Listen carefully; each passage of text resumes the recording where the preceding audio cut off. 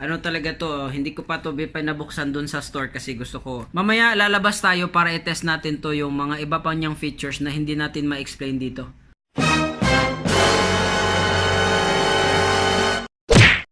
What's up guys? Good morning! Kumusta kayong lahat? Ngayon I'm very excited guys kasi nabili ko na yung pinakapangarap kong camera at pa talaga ako nangangarap na makabili ng ganitong klaseng camera kasi ilang beses na ako nahihirapan sa pagbablog ko lalo na pag ang hawak ko lang ay yung selfie stick.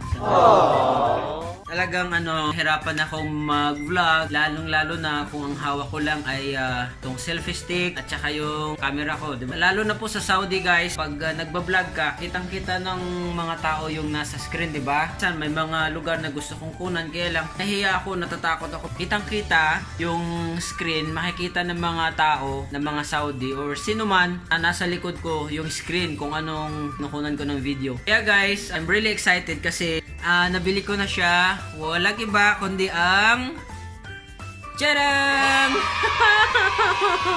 DJI Osmo Pocket, guys, grabe. Ilang araw ko tong inantay, nandoon ako sa Saudi. Sabi ko pag uwi ko ng Pilipinas, bibilhin ko talaga to. Mga 3 SM na ang napuntahan ko, guys. Mostly sold out siya sa mga mall. Nagpunta ako sa MOA, wala to, grabe. All of Asia, wala to. So buti na lang nag-search ako sa internet at may nakapagsabi sa akin na mayroon daw itong stocks sa SM Mega Mall. Agad-agad pinuntahan ko siya at ito na nga, nandito na sa kamay ko. So unboxing na tayo guys, check natin kung anong laman. Yee! Ano talaga to, hindi ko pa to pinabuksan dun sa store kasi gusto ko sabay nating makita ang anong laman nito. May nakita na ako mga unboxing sa YouTube pero mas maganda na ako talaga may sariling version ang pag-unboxing ko. So, buksan na natin. Ito pa, naka-plastic pa siya, oh. Sa SM Mega Mall, SM Mega Mall DJI outlet. So, doon talaga ako bumili sa outlet para masasabi nating original talaga siya. So, plastic. Medyo matibay din itong plastic na gamit nilang pambalot. So, ito na, sisirain ko na lang. Ayan. Okay. Ayan. Ay, matibay nga.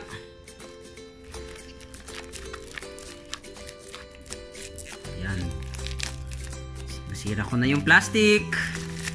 Chinchiding, chinchiding, chinchiding. Hirap.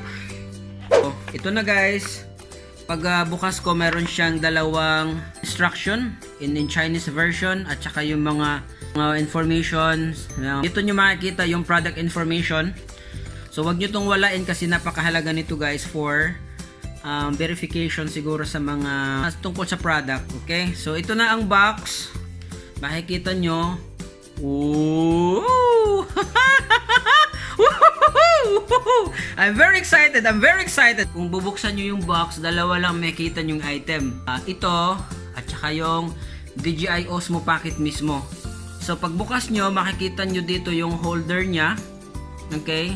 So dito sa holder nya, may makikita kayong diagram kung paano ilalagay ang Osmo Pocket mismo. Nahawakan ko na. Woo! Oh, I'm very excited. I'm very overwhelmed and makikita nyo dito yung diagram kung paano ipapasok tong Osmo Pocket mismo dito sa holder. So, kasama ng holder ang mga hindi ka lang, kukunin ko to mga manual. So ito na yung holder. Gaya ng sinabi dito sa sa diagram, ipapasok daw to siya ganito. So nakatagilid siya guys ganito para pasok na pasok. Yan. So kasama ng holder, makikita nyo dito yung strap para hindi mahulog, hindi malalaglag sa kamay nyo. Ilagay nyo lang dito. Tapos kabit nyo dito yung holder tapos para hindi siya malaglag. Okay? So kasama dito sa holder nya, nandito yung bubuksan natin yung manual. Nakalagay dito. Sorry.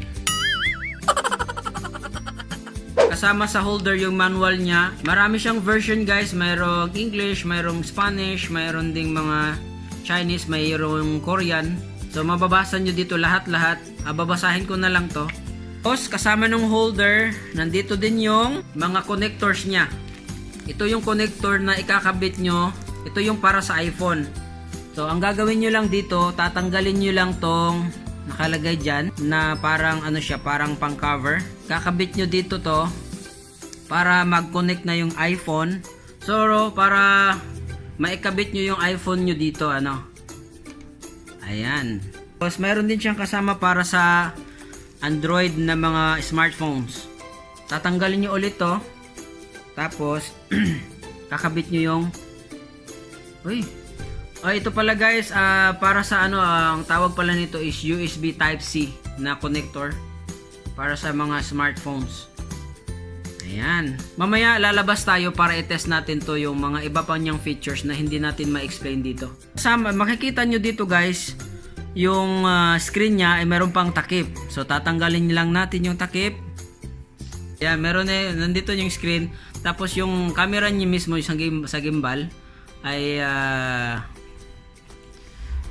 meron din siyang takip. So, yung nabasa ko, kailangan pag mag-on ka lang daw, after 5 seconds, pwede na siyang mag-record. So, meron siyang dalawang button. Ito daw ay mode button, tsaka yung power button.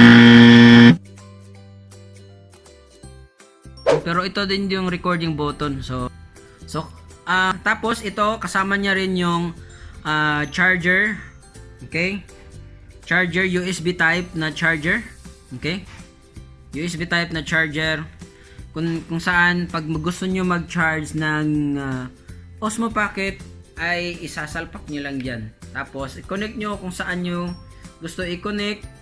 Basta pang USB siya. So pwede siyang sa pwede siya sa power bank, pwede rin siya sa laptop. So ito na, power switch on ko na.